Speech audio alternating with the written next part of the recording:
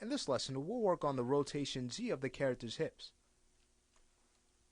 Now when animating the Z rotation of the hips, what we want to look for is the peak positions of the run, where the leg is most extended and the other is highest up.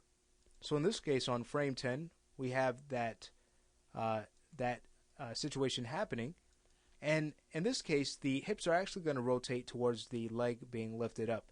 Imagine, if you will, the legs represented pillars and the hips were actually a block. What would happen if you were to remove the pillars on one side of that does support the block? Well, the block is actually going to rotate towards that direction. So that's what's happening here on frame 10.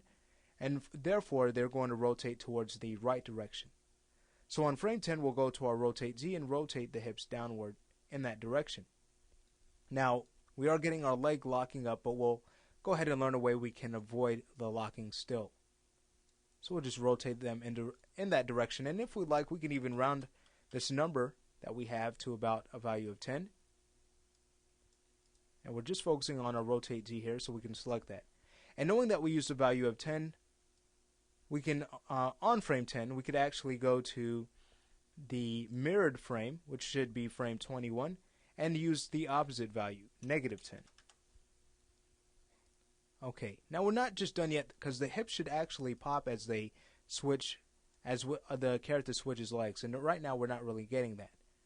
Now to determine this, we basically look for the area where the leg is being lifted off the floor. Okay, so we looking at the planted leg just before it switches.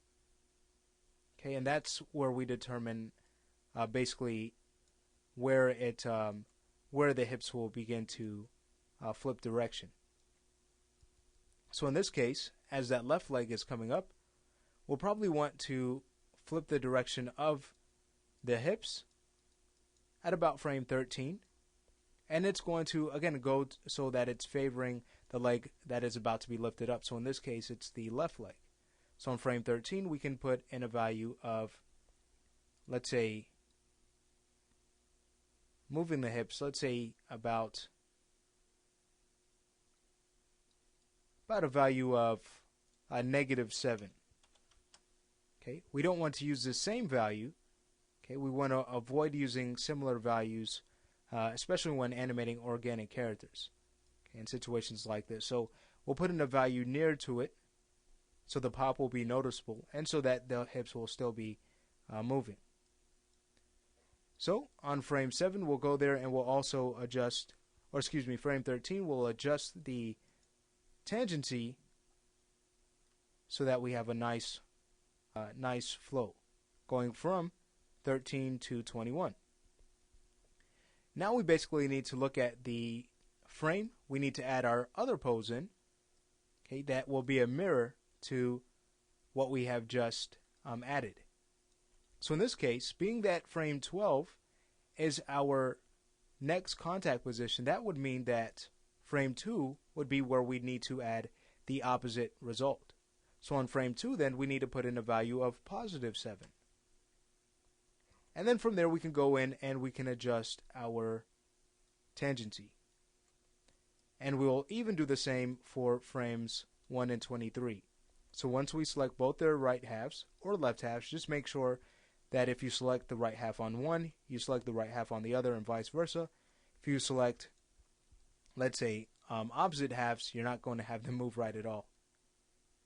Alright, so if we wanted to, we could even select the left side if we like, and focus on one side, and then middle click and drag down so we have a nice blend between our cycle and our actual curve. So as we hit play, here's the result we get. Very nice. Very nice natural hip shifts. Okay, so now that that's done, again, we were getting a little bit of popping in the legs. So we'll look for the where the popping is occurring, and this is really going to be quite simple. We just need to go to our translate Y of the hips, okay, and we'll basically go there and just bring this down so that we have a little bit more of a bend in the legs. Okay, so this is just correcting our pose. So that's on frame 10. Frame 12, we can bring this back to a value of 0 for the Y. And then we go to frame 21 and use that same value that we had on 10. So we can copy the value for this key, and that's about 2.4, so we can bring it to that, or negative 2.4, and then we'll go to frame 21 and also add that value of negative 2.4. Okay, so we just find ways so we can really have our animation look believable and at the same time avoid any pops that would hurt our results. Okay, and then we'll just go through and make sure that everything is looking quite well, and it should be. Great. Alright, so again, that's just a little trick to avoid any snags you might get in your legs as you ship the hips in the Z direction. Alright, well, the run is coming together. It looks kind of funny because the rest of the body does need to be animated. And what we need to do is actually add some side-to-side shifts with our center of gravity control to keep the character balanced.